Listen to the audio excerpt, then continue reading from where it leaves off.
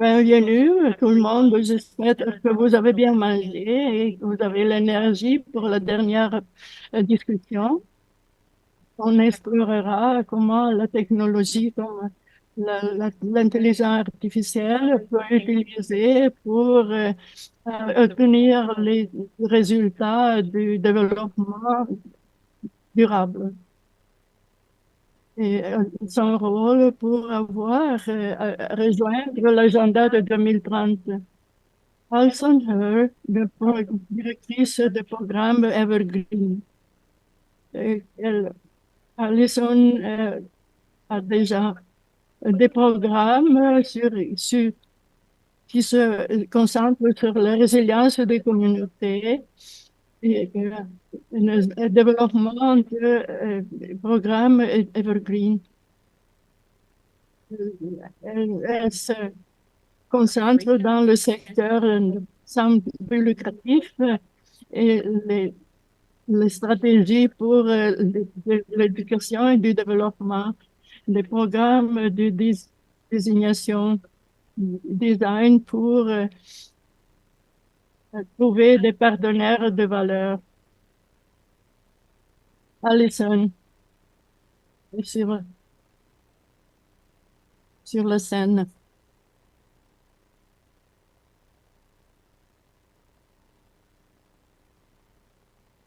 J'espère que vous avez bien mangé.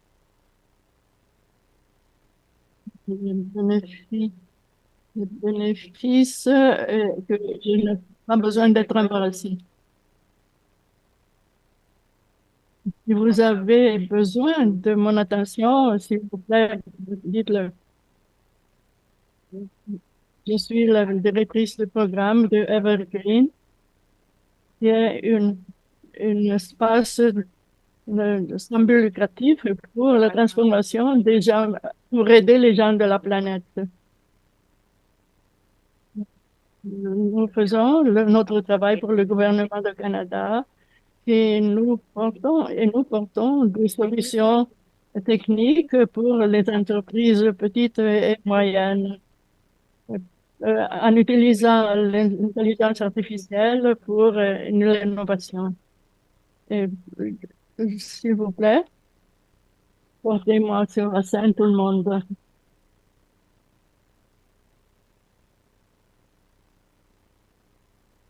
Vous allez vous présenter dans quelques moments.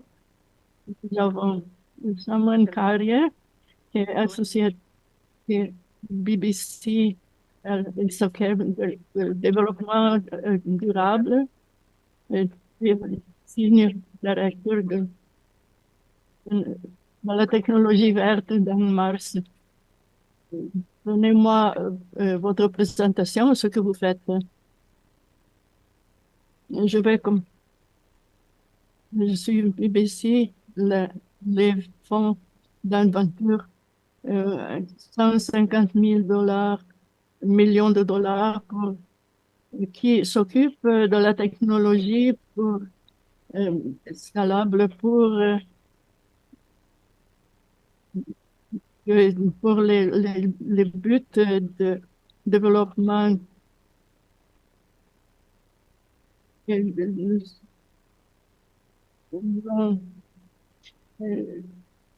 euh, Finalement, ils s'occupent d'investissements qui appellent, il faut, il faut le fonds qui investit dans n'importe quelle compagnie qui commercialise la technologie pour aider à combattre le changement climatique. Nous avons un bureau à Toronto, mais nous avons aussi un bureau à San Francisco et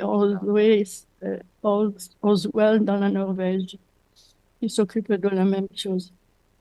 Brian Hamilton, qui- chez Mars, je m'occupe de, le climat et surveille, je surveille les programmes climatiques. C'est une compagnie qui s'occupe d'un nom. Mars Euh, C'était des sciences médicales et on couvre aussi le climat. Comme, euh, comme pour l'innovation, nous sommes pas seulement un accélérateur, mais nous avons des programmes pour l'accélération.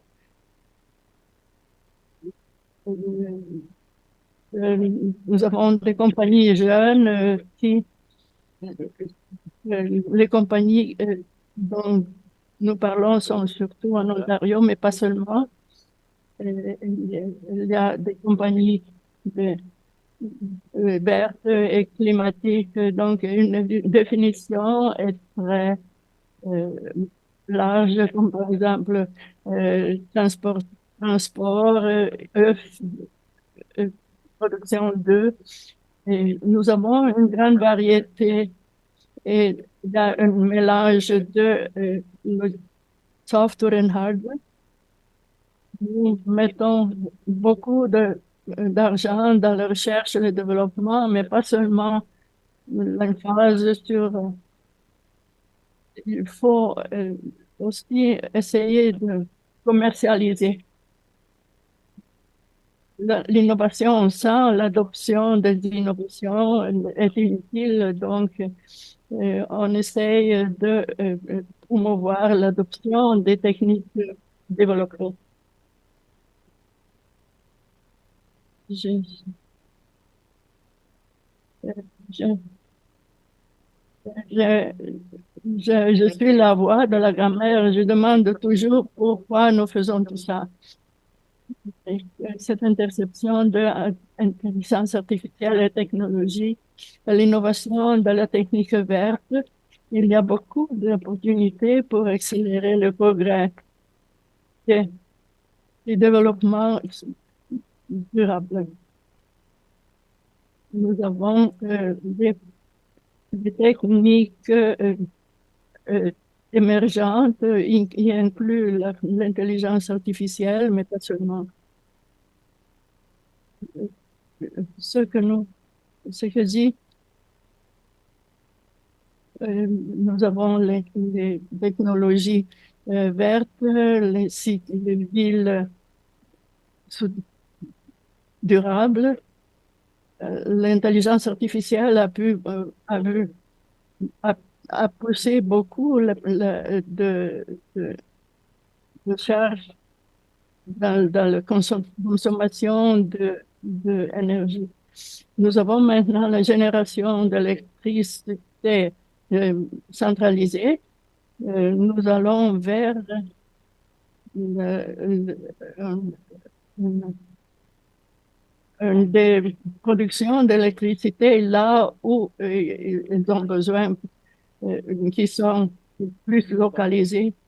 On voit beaucoup d'intelligence artificielle pour gérer euh, les, générer l'électricité là où elle est nécessaire et puis en dehors du réseau, mais en fournissant des ressources aux consommateurs. Nous avons des bases décentralisées. euh, une- Nous avons des moyens de stocker l'énergie, conserver l'énergie dans des batteries. Comment est-ce que cela fonctionne? Euh, mais, dans tout le système, pour ceux qui génèrent l'électricité eux-mêmes, il y a des règlements à bâtir et à observer et des politiques qui se concentrent sur l'épargne d'énergie. Il y a beaucoup de travail qui, comme on a déjà dit dans d'autres discours, en ce qui concerne quand est-ce que il faut utiliser les panneaux solaires et est-ce que on peut optimiser toute cette production. Alors, c'est ça une espèce de règlement pour la transformation et toute la chaîne de génération et de transmission et de fournis- de, de fournir l'électricité là où elle est nécessaire. Donc, nous avons besoin de trouver des moyens de bouger et de transporter toute cette énergie dans le réseau. En énergie, la capacité d'un ces réseaux n'est pas présente, par exemple, aux États-Unis. Il y a des ressources, mais il n'y a euh, pas le moyen de transporter l'énergie là où elle est nécessaire. Donc, l'intelligence artificielle va aider dans toute cette entreprise. Nous aurons l'électricité qui euh, euh, a beaucoup de surcharge à cause de, de ces activités. Ce qui est plus important, c'est les- nous avons, nous voyons qu'il y a des avantages et des investissements dans l'intelligence artificielle. Par exemple, euh, par exemple, en utilisant les ultrasons pour trouver des défauts dans les batteries ou bien des ordinateurs pour réduire le gaspillage de nourriture ou bien la distribution de, de vêtements usagés pour éviter qu'ils soient jetés. Alors, il y a tout, dans tous les secteurs, il y a besoin d'utiliser l'intelligence artificielle pour optimiser les transports et l'utilisation. Nous nous n'aurions pas la possibilité de faire ça sans l'intelligence artificielle. Nous essayons de comprendre comment développer des modèles pour simuler, par exemple, la- le comportement du plasma qui ne pourrait pas être possible sans l'intelligence artificielle. Même dans la fusion générale, ils sont, pour ce propos, on a utilisé l'intelligence artificielle depuis quelque temps. Euh, il il n'est pas possible, il n'est pas possible de s'en passer.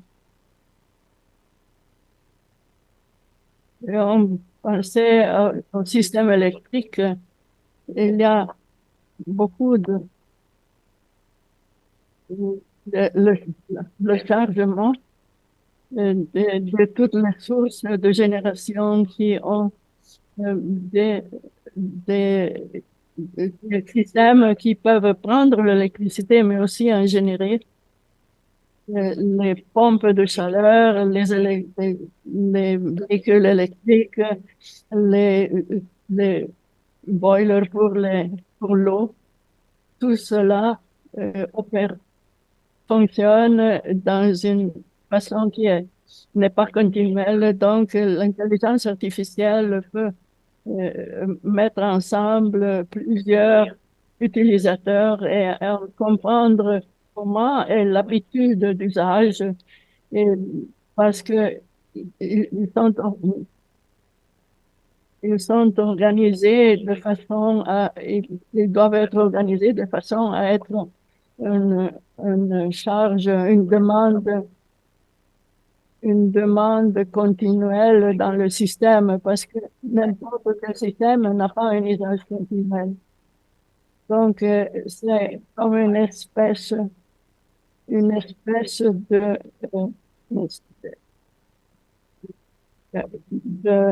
c'est comme une génération virtuelle qui essaye de gérer tous ces usagers qui attachent des tâches. Il y a beaucoup de potentiel dans tout ce, nous entendons le fait que il, il y a énormément de demandes pour le développement de l'électricité et le système n'est pas capable de satisfaire tout ça. Donc, il faut faire l'usage très efficace de façon à permettre à la structure de se développer pour satisfaire la demande. L'intelligence artificielle est utilisée beaucoup pour, aussi pour réduire l'émission et comment elle impacte le climat, comment s'adapter à la génération. Là est comme une espèce d'exemple euh, étrange. Il y a un projet ambitieux qui essaye de prévoir euh, quand les foudres tombent et pour essayer de comprendre quand il pourrait y avoir des feux qui sont. Il y a des compagnies qui tout simplement mettent l'intelligence artificielle dans leur site web, mais il y a beaucoup de compagnies qui l'utilisent juste pour se faire voir, mais il y a beaucoup d'usages différents où elle peut être utilisée.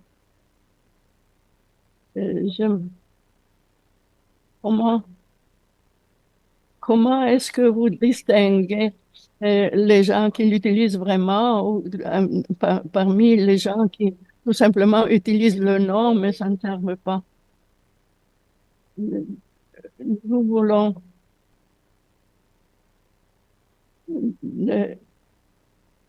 euh, et on pense que le nom est impressionnant, mais si vous avez utilisé avant janvier 2022, ce n'était pas vrai.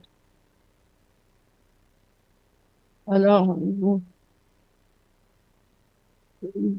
si vous utilisez l'intelligence artificielle pour faire les choses plus vite, tout va bien, mais il faut dire que il faut faire attention.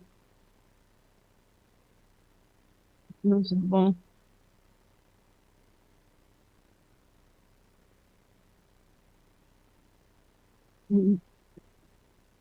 vous avez la possibilité la possibilité d'utiliser l'intelligence artificielle, mais il faut voir comment elle est, elle est utilisée et pour ne pas faire les choses plus compliquées que nécessaire. Comment est-ce que vous y mettez une étiquette et comment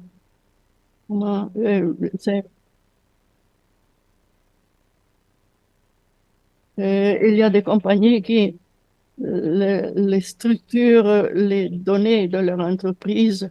Ils peuvent les structurer, mais sans l'intervention de l'intelligence artificielle. Et comme outil, ça peut avoir vos réponses plus vite, mais si vous pouvez résoudre ce problème, c'est votre perspective. Il y a énormément par exemple, de problèmes d'environnement qui ne peuvent pas être résolus par l'intelligence artificielle. Quand nous regardons euh, les, les entreprises qui ont des modèles d'intelligence artificielle, nous investissons dans les choses réelles, quand il y a des produits qui peuvent être commercialisés et quand nous pouvons voir les changements dans le cours du temps, quand l'algorithme a été amélioré dans l'usage. Nous acceptons toutes sortes de compagnies qui euh, vont dans la technologie verte. Et il faut voir si la compagnie est bonne, oui ou non. Je suis d'accord sur le fait que beaucoup de compagnies d'intelligence artificielle qui ont la solution de l'intelligence artificielle donnent des bénéfices augmentés et donnent des bénéfices dans l'environnement et le climat. Mais pour la majeure partie, Mars essaie d'avoir des impacts, des impacts euh, qui, qui ne qui ne va pas exagérer l'impact de l'intelligence artificielle. Ça s'améliore, ça organise les données, et ça peut améliorer l'efficacité, mais non, ne, ne réduit pas la mission même. Il y a aussi le fait qu'il faut faire, il faut faire aussi du travail. Mais l'intelligence artificielle aide à rendre les choses plus faciles et plus rapides. Euh, Quelle est la responsabilité? Il y a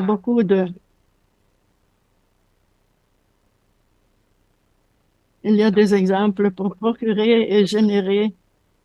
Quels sont des exemples de euh, possibilités néfastes? Si vous voulez ajouter des principes de recommandation pour éviter.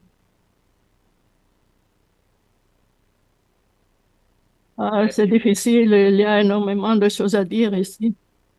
Une des choses qu'il faut avoir, que je n'ai pas vu une réponse, je n'ai pas vu une analyse solide pour ce qui concerne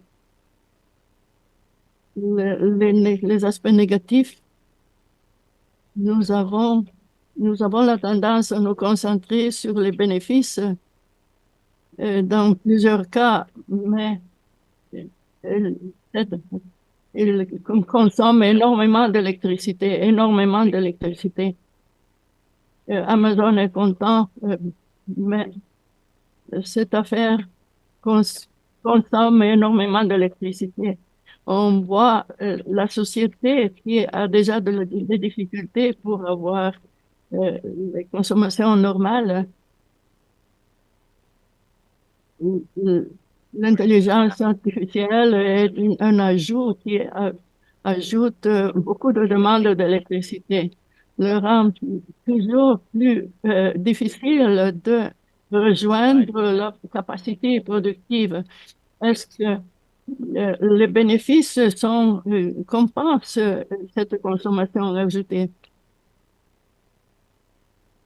Cela est vraiment l'une des préoccupations que j'ai.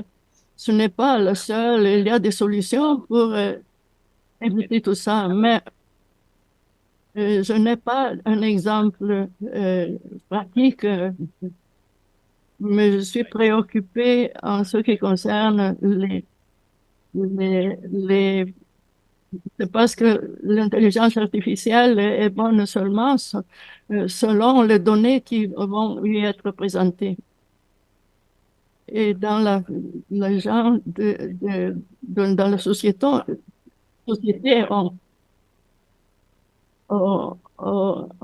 je ne suis pas un ingénieur, j'ai une connaissance superficielle, mais je sais que il peut être appliqué. Et en ce que je lis dans la littérature, il y a il y a, Je suis tout à fait d'accord par rapport à l'impact environnemental. C'est pourquoi nous avons consacré la plupart de nos efforts à cet aspect dans le fond. Mais effectivement, il y a des émissions qui s'élèvent à 30% et il y a autour de ces émissions un engagement d'émissions zéro. Et je pense que nous sommes maintenant à 1 ou 2% d'émissions. Et peut-être il y aura une augmentation dans les prochaines années à 7%. dans notre cas. Donc, c'est effectivement un problème majeur. Et oui, mais bien sûr, il y a de très belles opportunités.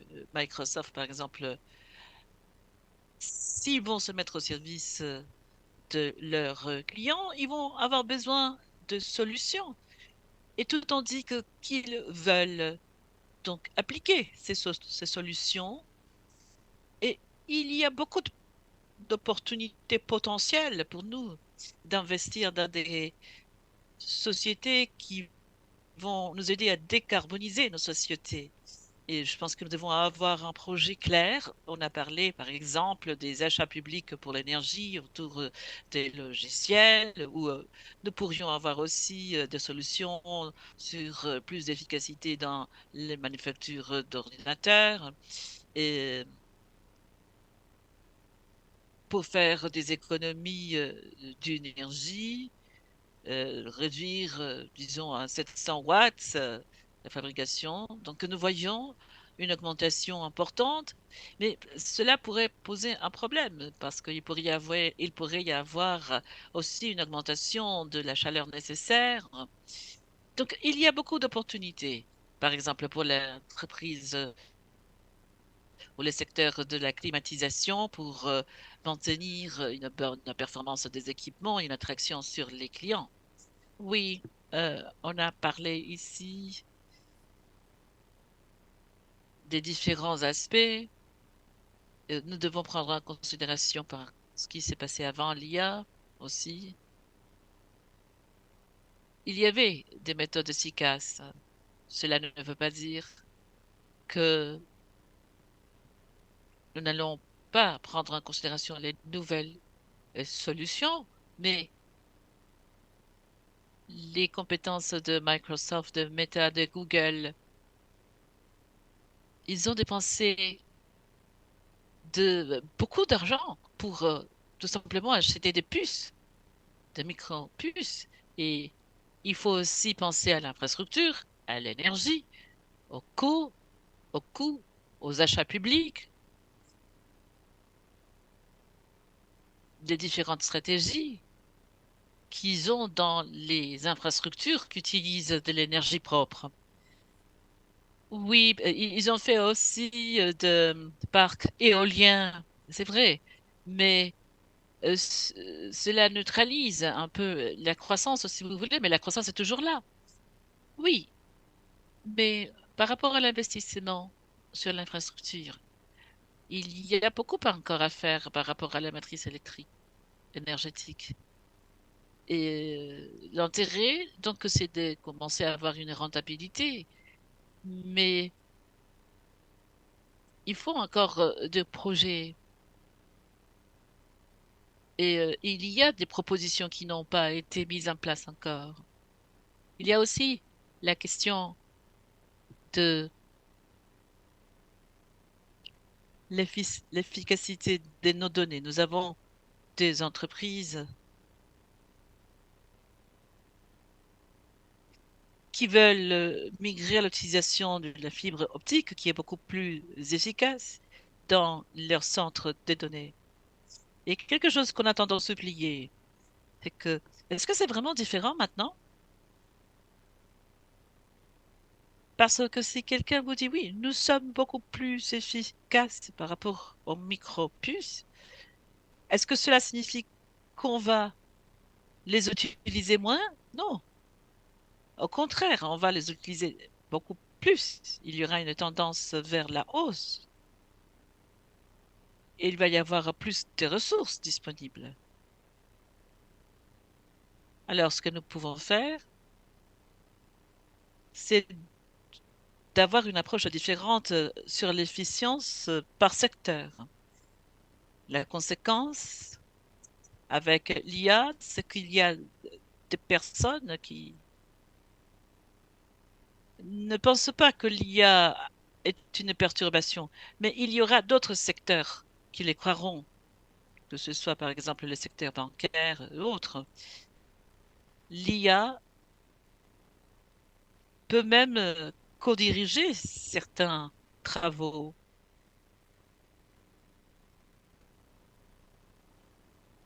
Et il y a certains postes qui pourraient utiliser certains travaux avec lesquels on pourrait utiliser l'IA pour augmenter la productivité. Par exemple, mes enfants, euh, quand ils auront leur premier travail, ce sera vous, ce ne sera pas au McDo, à McDonald's. Quel va être le premier emploi? Donc, peut-être dans un monde différent, l'IA va prendre une part importante de la productivité et avoir un impact sur les emplois disponibles.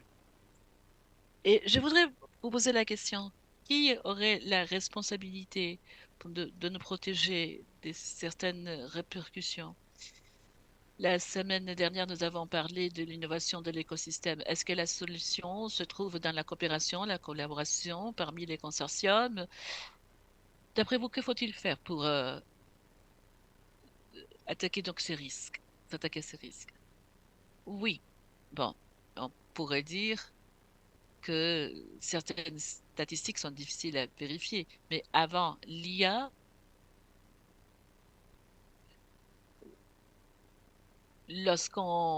votre frère aîné vous demandait des conseils euh, et qu'il faisait les choses erronées depuis un certain nombre d'années, cela ne veut pas dire que son conseil est le meilleur du monde. C'est pareil avec l'IA. Nous avons à être responsables. Nous devons savoir que même ce que l'IA nous dit, nous devons le vérifier. Tous les résultats qu'elle nous donne, nous devons le vérifier. Et parfois, nous laissons cet aspect de côté. J'ai deux enfants qui sont encore très jeunes et je me pose la question, est-ce qu'ils sont en train de vraiment apprendre ce qu'ils devraient apprendre? Ils sont plutôt en train de critiquer tout euh, ce qu'ils voient autour de tout ce qu'ils apprennent. Oui, tout à fait. Il s'agit de faire des choix intelligents et de choisir entre deux types de connaissances. Bah oui, vous avez des centaines de situations différentes. Comment savoir si on a devant nous l'information juste, précise? C'est difficile. Je peux vous dire en fait que j'ai eu un fichier PDF et j'ai eu quelques propositions de rédaction pour ces fichiers, mais je n'avais pas, je devais savoir choisir quelles étaient les bonnes formules. Et il n'y a pas de réponse facile. L'interface de chat, par exemple, qui est très utilisée, cela, euh, il faut savoir que cela a toujours existé. Netflix a même fait une émission là-dessus. Et toute l'émission a été fondée sur cette histoire qui existait déjà, sur ces données qui étaient là. Donc maintenant, la différence, c'est que nous l'avons à la portée de nos doigts. Oui, je pense que c'est une très bonne réponse du point de vue de l'investisseur qui s'occupe de types de sociétés dans lesquelles ils investissent. Vous nous dites que nous ne savons pas comment le monde sera à l'avenir, mais je pense que nous devons commencer à comprendre et à internaliser, c'est que nous sommes tous à cette frontière. C'est une vérité euh, que nous avons tous notre part à jouer, que l'on soit dans le secteur de la technologie, dans le secteur des investissements, et nous devons savoir quelle sera l'efficacité de cette technologie. Et il y a aussi le rôle des cadres juridiques qui vont réglementer tout cela. Parfois, les règlements n'ont pas été efficaces avant l'IA, mais ces règlements doivent être là et nous devons avoir donc un ensemble de normes pour savoir comment donc opérer. Et tout cela est important. Tout le monde a sa part à jouer. Par exemple, un investisseur, on pourrait demander à un investisseur que s'il va utiliser un modèle d'IA, cela fait partie de son business. Donc, nous devons lui demander quel est le logiciel qu'il utilise, si le logiciel est légitime, si cela provient de Microsoft ou d'une autre société semblable. Et donc, c'est vérifier que tout est uniforme et pour pouvoir mesurer les répercussions. Donc, beaucoup de questions auxquelles nous n'avons pas une réponse, euh, pas encore, et c'est la réalité, mais il faut essayer de faire de son mieux avec ce qu'on a. Merci. Nous avons un logiciel à Mars qui s'appelle Textuation, conçu pour aider les personnes à répondre à des questions et donner un format ou un modèle qui facilite le travail. Beaucoup d'entreprises qui travaillent avec l'IA ont ces questions et ont ce dilemme éthique. Et ils ont beaucoup de peine, enfin, beaucoup de mal à s'adapter. Donc, nous avons ce type de séances thérapeutiques où les jeunes peuvent parler aux autres, voir comment euh, on peut trouver des solutions, mais mais c'est une ressource qui est liée aussi à la responsabilité, comme Kim le disait. Nous nous sommes intéressés à la IA, bien sûr, et c'est toujours de la technologie, et je pense qu'elle est utile, mais pour moi, les blockchains, les bitcoins et les crypto-monnaies, pour moi, c'est vraiment, c'est des choses que je ne comprends pas, ce n'est pas tout à fait légitime, mais il y a eu des innovations qui sont là et qui ont changé beaucoup de modèles pour la production d'énergie. Je pense que les crypto-monnaies aussi utilisent beaucoup d'énergie. Donc, il y a des groupes qui essaient de prendre les responsabilités dans les cadres de cette concurrence. Les autres doivent essayer aussi de se mettre à la hauteur pour être concurrentiels sur les marchés. Et tout cela crée des opportunités pour les entrepreneurs qui identifient ces problèmes et essaient de les résoudre. Il y a une entreprise à Cambridge avec laquelle je travaillais depuis longtemps. Ils utilisent des matériaux pour construire des engins à chaleur et cela exige de systèmes liquides de refroidissement et cela crée de l'électricité et l'énergie est réutilisée dans la centrale électrique. Donc il y a beaucoup de solutions qui sont là et ils utilisent des matériaux avancés et c'est un exemple où l'IA pourrait aider à accélérer ce type de découverte des matériaux qui nous aiderait à faire ce genre de choses. Merci beaucoup. J'ai remarqué qu'il y a eu beaucoup de questions dans les autres conversations. Et peut-être nous avons besoin d'un peu plus de temps pour voir s'il y a des questions. Oui, nous voyons qu'il y a ici quelques questions. Est-ce que nous pouvons rapprocher le micro, s'il vous plaît, aux personnes qui ont levé la main? Par rapport à l'utilisation de l'IA, une utilisation responsable, vous avez parlé de Microsoft. Très récemment, j'ai pu constater que Microsoft a pris des actions et ces actions sont très bonnes, je pense, parce qu'elles vont vers l'émission zéro carbone. Mais par rapport aux employés de Microsoft, la façon dont ils utilisent l'IA, et maintenant pour extraire du pétrole plus rapidement, j'aimerais savoir quelles sont vos pensées là-dessus. Très bonne question. Je voudrais, je voulais en parler d'avant, mais l'IA en industrie a l'objectif de rendre plus productifs les modèles.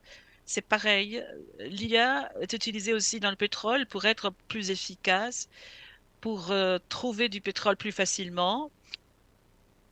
Et l'IA crée ces contre-équilibres, si l'on veut, auxquels il faut faire attention. Bonjour. Étant donné la crise climatique, avons beaucoup parlé de la transition juste, beaucoup de travail qui a été réalisé par les communautés et les sociétés civiles.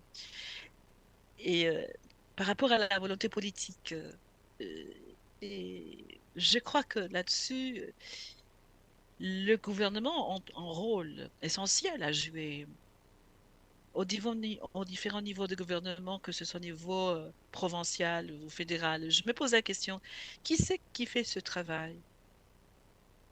Ce travail de formation, ce travail d'implication des communautés par rapport à la transition vers l'IA. Alors, l'IA, je sais qu'il y a beaucoup d'organisations qui existent, qui ne sont pas nécessairement des organisations gouvernementales, mais qui ont fait beaucoup de recherches, qui font des recommandations au gouvernement pour créer ce type de, de, de relations. Et il y a beaucoup de structures qui ont été mises sur place à cet égard. Oui, je pense il faut tirer profit des organisations existantes. Nous avons une stratégie canadienne là-dessus et il y a le Standard Society of Canada aussi qui a fait un travail là-dessus.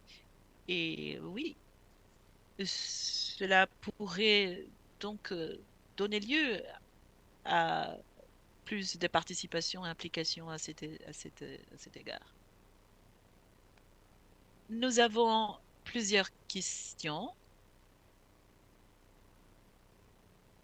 La première, comment l'IA peut être utilisée pour réduire les inégalités de la société, augmenter l'empathie, et comment elle peut être utilisée pour qu'elle autonomise les communautés de base, les entrepreneurs qui veulent mettre en place des changements radicaux. Je pense que les, vous n'avez pas les bons panélistes pour répondre à cette question. Mais en tout cas, je peux parler de l'innovation et de la partie technique des choses. Mais la toute dernière partie de la question, est-ce que vous pouvez répéter? C'était comment autonomiser les innovateurs? C'était ça? Oui, comment utiliser l'IA pour donner plus de pouvoir, plus autonomiser, ou ne pas euh, ôter le pouvoir des innovateurs qui veulent produire un changement du système, un changement radical. Je ne peux pas donner une réponse à cette question. Bon, je pense que nous pourrions répondre en disant que l'IA n'est pas l'objectif en tant que tel. Et je vais me référer au climat. Un novateur ne fait pas d'innovation uniquement sur l'IA. Il y a des solutions qui sont là et l'IA a amélioré ces solutions. L'IA est un outil, tout simplement. Et c'est quelque chose que vous utilisez pour améliorer un produit préexistant. Et cela n'a aucun pouvoir sur les personnes qui font ces innovations. Et par rapport à l'impact, eh bien, on dit qu'une entreprise réussit si elle a un impact positif, n'est-ce pas? Donc, si vous pouvez créer, par exemple, du ciment à émission zéro, et vous avez un tonne de ciment qui a produit zéro émission et un autre tonne qui a produit un petit peu plus d'émissions. Donc, si vous utilisez l'IA pour réduire la tonne qui a produit des émissions, eh bien, l'impact sera positif. Et je ne sais pas si ce que j'avais dire répond à la question, mais il faut penser à la façon dont l'IA a été utilisée pour soutenir les innovations. Et cela dépend du secteur. Par exemple, les logements abordables. Nous utilisons l'IA pour améliorer les procédures de construction et d'autres aspects liés aux matériaux qui peuvent être moins lourds, etc. Et nous avons utilisé l'IA pour parvenir à ces résultats de façon plus rapide. Nous ne sommes qu'au début, bien entendu, mais les gens vont commencer à penser à la façon de tirer profit de l'IA. Il y a des entreprises qui ont beaucoup de données. Nous avons par exemple une entreprise qui travaille avec les données géospatiales. S'il y a par exemple une entreprise de base des communautés qui veut travailler avec ces données pour montrer quel est l'impact euh, sur le climat, elles peuvent utiliser cet outil pour construire ces plateformes. Elles peuvent avoir accès à ces données géospatiales, par exemple, et cela pourrait les aider parce que toute l'information est là. Il s'agit tout simplement de savoir comment y avoir accès et de cette façon-ci, donc faire avancer votre agenda et pouvoir dire au monde ce que vous voulez dire. Et vous le dites sur la base de ces données qui sont disponibles. Et voilà, ce sont des données disponibles. Il y a un outil qui vous permet d'avoir accès à ces données pour faire de meilleures prédictions. Donc, vous n'avez qu'à utiliser ces outils pour mieux transmettre votre récit et votre message. Je sais que nous avons parlé de l'éthique. Nous avons changé un peu sur cet aspect. Et je sais aussi que lorsque l'on parle de l'IA, on doit penser qu'il s'agit d'un atout, d'un outil, pardon, et pas d'une solution. Mais pour moi, se référer à l'IA pour plus d'efficacité et de productivité,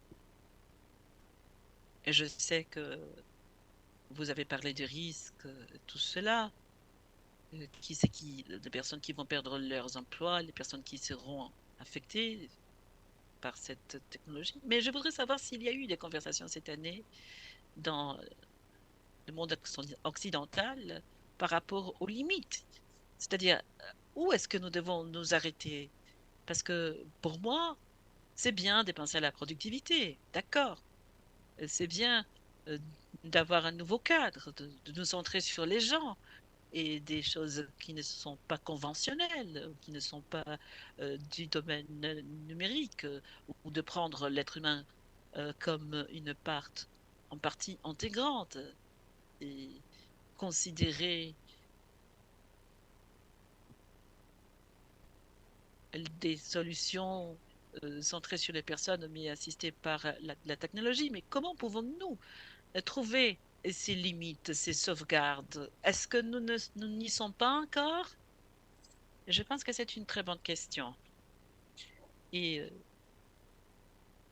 à partir de l'expérience que nous avons eue en matière de technologie propre, nous n'avons pas encore trouvé un cas où l'entreprise qui utilise l'IA menace des postes de travail existants. Nous, nous avons connaissance des entreprises qui sont en train d'innover et, et lorsqu'il y a des choses dont suspectes, nous décidons de ne pas investir. Ce n'est pas une conversation que tout investisseur au Canada ou dans le monde aimerait avoir, mais oui, c'est une question que nous devons nous poser.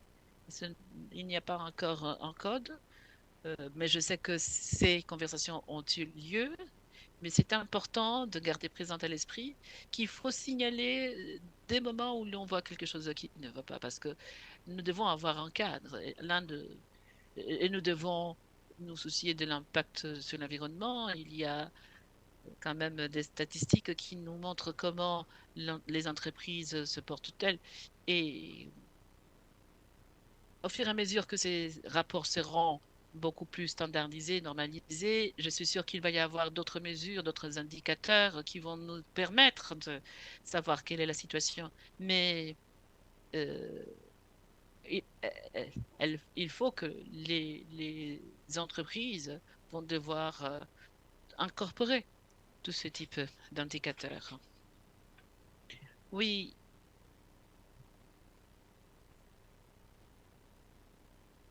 l'histoire a tendance à se répéter, n'est-ce pas?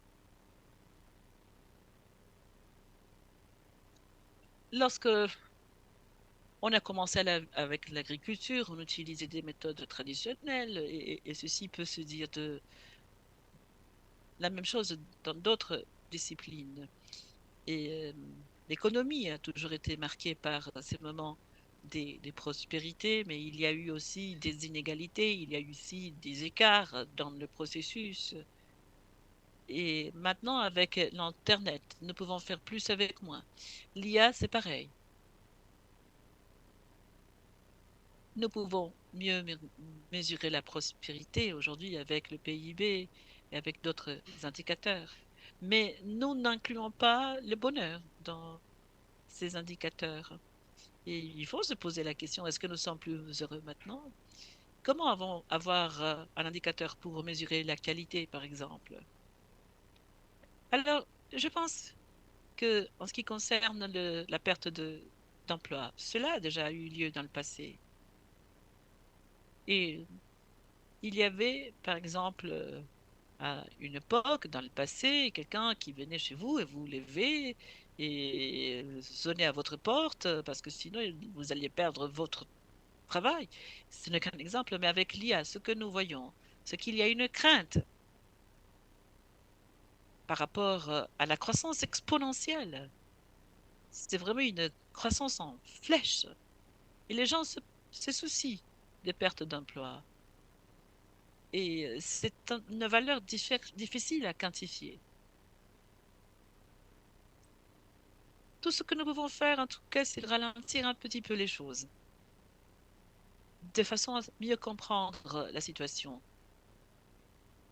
Peut-être cela ne va pas nous prendre 3 ans, mais plutôt 15 ans. C'est-à-dire, nous devons revoir les politiques pour savoir comment nous pouvons mieux gérer la perte d'emploi s'il y a une perte. Et nous arriverons à un moment, enfin moi j'ai des enfants, hein, et je ne sais pas quelle sera leur destinée. Hmm, peut-être ils ne vont pas devoir conduire une voiture parce qu'il y aura des voitures autoconduites, par exemple. Je ne sais pas si nous devons avoir cette approche. Nous, nous, je ne sais pas si nous devrions ralentir ce processus. Peut-être nous devrions accepter les choses telles qu'elles sont, parce qu'il y a de toute façon d'autres façons où nous pouvons donc contrecarrer certaines situations. Et par exemple, aussi la question du revenu et des bénéfices sociaux antérieurs. Ces deux concepts ont été créés pour des raisons différentes à des moments différents. Et ce sont des concepts qui ont une importance, mais ils ont été conçus à un moment dans le passé qui n'est plus le même maintenant. Et on doit se poser la question, est-ce qu'on a besoin vraiment de tout cela? Donc, c'est plutôt une perspective que l'on pourrait avoir. Et on n'a pas tendance à se centrer sur ces choses-là, parce que euh, nous devons voir, par exemple, toujours le comportement du marché.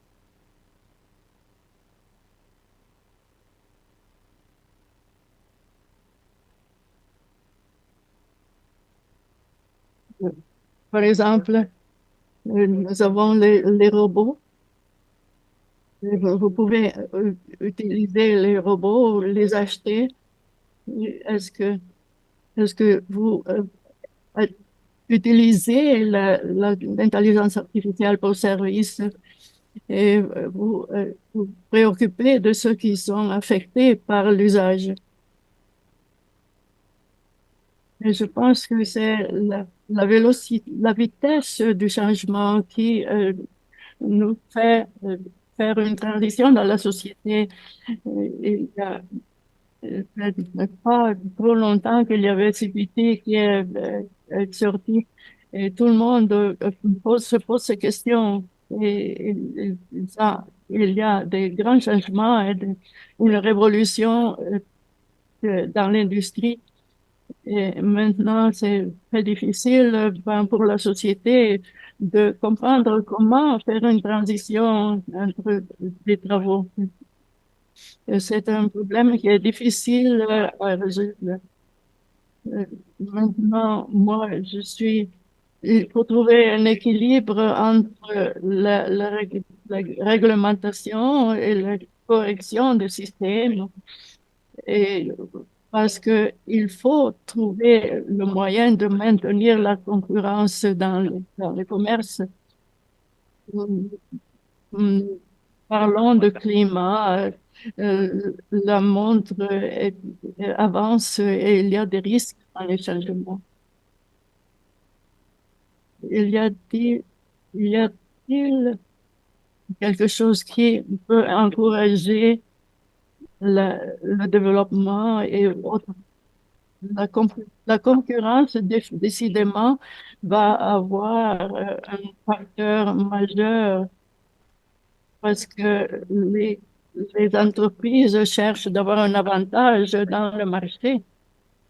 C'est comme une espèce de course.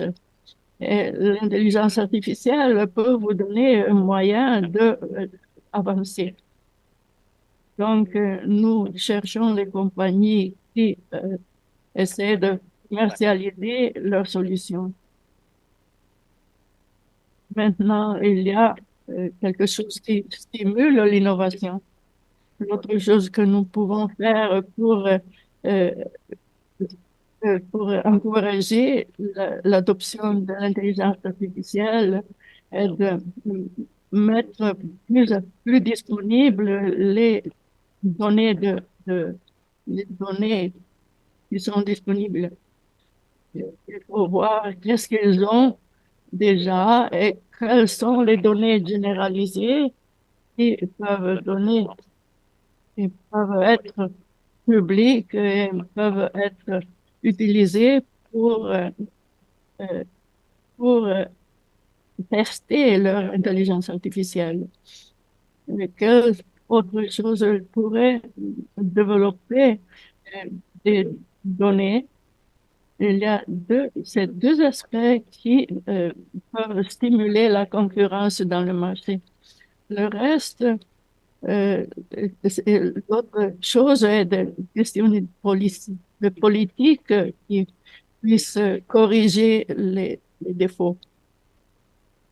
Effectivement, il y a les compagnies qui augmentent leur marge et leur profit euh, sont les gagnantes.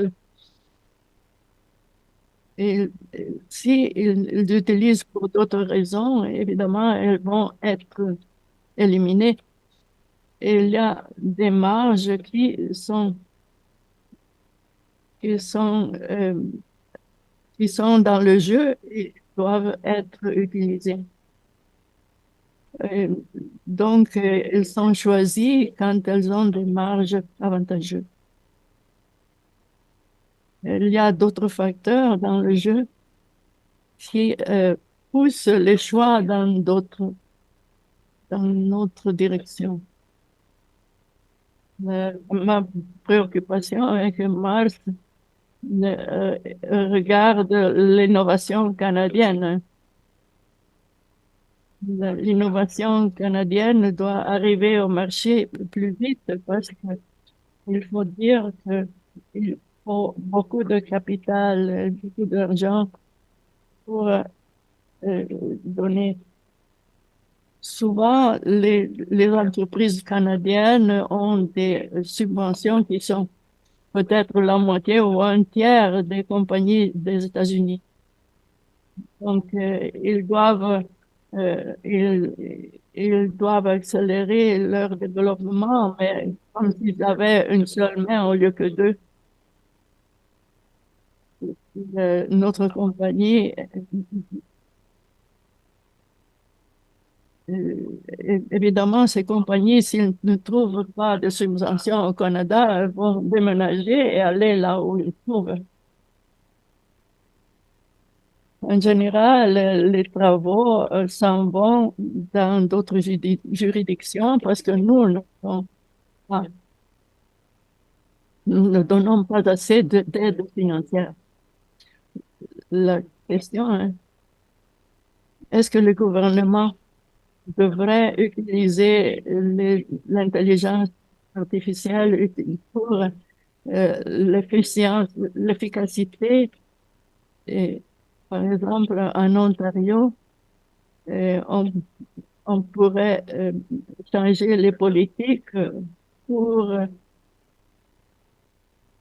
pour, pour, euh, encourager les gens qui euh, vont bâtir des panneaux solaires avec d'autres considérations, pas seulement des panneaux solaires. Est-ce que le gouvernement devrait utiliser l'intelligence artificielle pour bâtir ses politiques?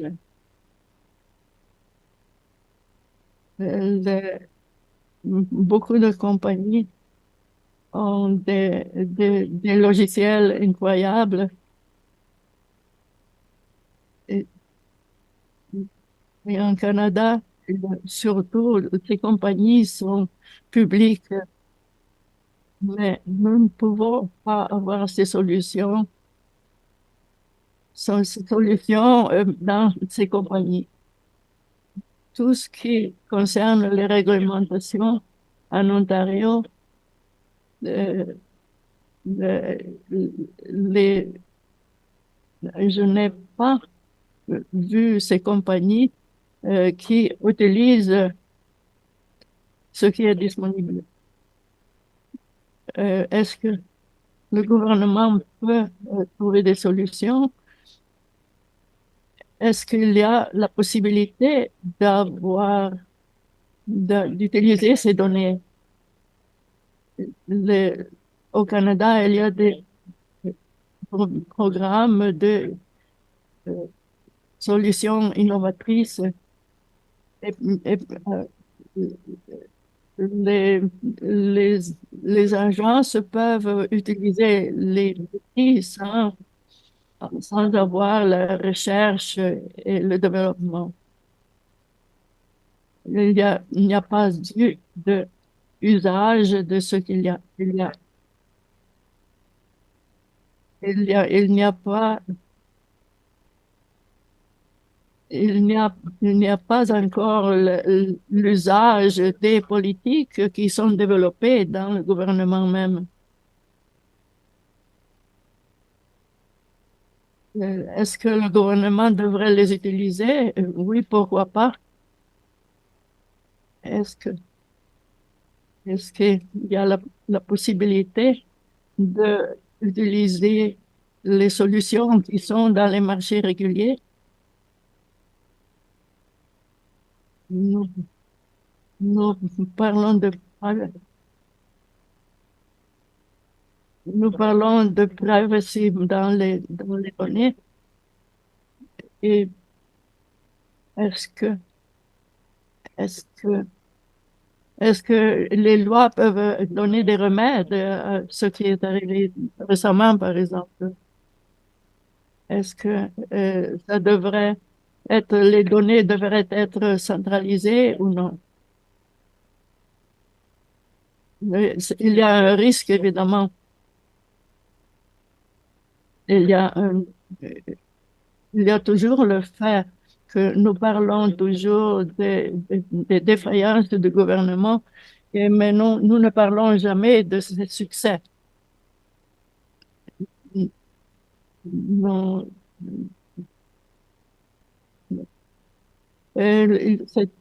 tout est là pour réduire au minimum le risque.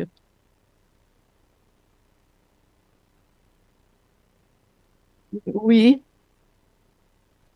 je suis d'accord complètement, je suis en faveur. Vous devez toucher sur quelque chose dont il faut être conscient. C'est de bons exemples.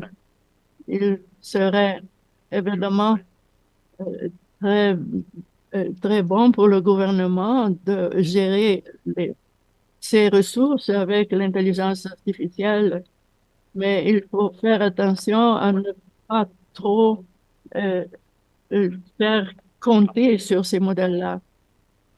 Par exemple, quels sont les modèles qui sont, ont des impacts qui peuvent aider à décider et qui peuvent peut-être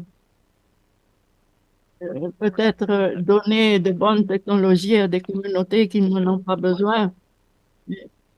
Il faut faire attention à tout ça. Il y a des dangers qu'il faut éviter. Il y a énormément euh, de biais qui, la personne, par exemple, qui n'a pas d'expérience, la technologie ne fonctionne pas nécessairement comme ça. Euh, nous avons Nous n'avons peut-être plusieurs décennies d'utilisation des mêmes technologies ou des mêmes décisions. Nous avons le risque d'effets qui ne sont pas éthiques. Il faut, quand il y a la mise en pratique de technologies, on a besoin de trouver des contrôles. Il y a deux places où il y a des exemples où l'utilisation de l'intelligence artificielle par le gouvernement aide à former des politiques qui suivent, qui puissent être bénéfices, qui donnent des bénéfices dans le climat, la génération d'énergie et la génération d'énergie avec l'hydrogène. Et quand l'hydrogène n'a pas d'émission, quand il est utilisé pour générer l'énergie, il est en dessous du sol. Le- on a énormément de données quand on a creusé des échantillons pour savoir où l'hydrogène se trouve. Il y a des données de base et on peut utiliser des outils pour avoir des prédictions sur où est-ce qu'on peut avoir des poches d'hydrogène naturel qui pourraient être utilisées pour former des politiques et avoir des exploitations plus faciles et plus efficaces. Là, évidemment, on creuse des trous et des trous qui est coûteux, mais nous avons déjà des données qui peuvent, peuvent stimuler de nouveaux marchés au Canada. Nous sommes à la fin de notre temps et je veux vous demander de remercier nos participants parce que nous avons eu une très grande bonne auditoire.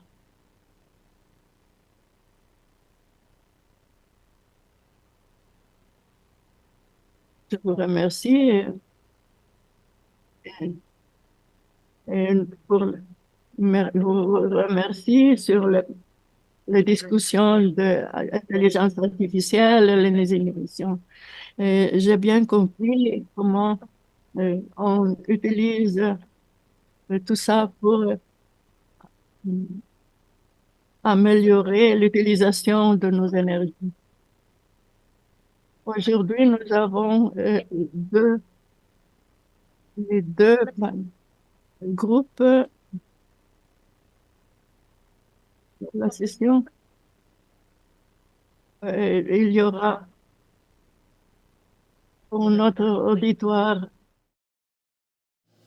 It's been an exciting 2 days, and I know that I'm walking away from Together Ensemble Conference with a renewed sense of purpose as I engage with topics related to the SDGs in my own research.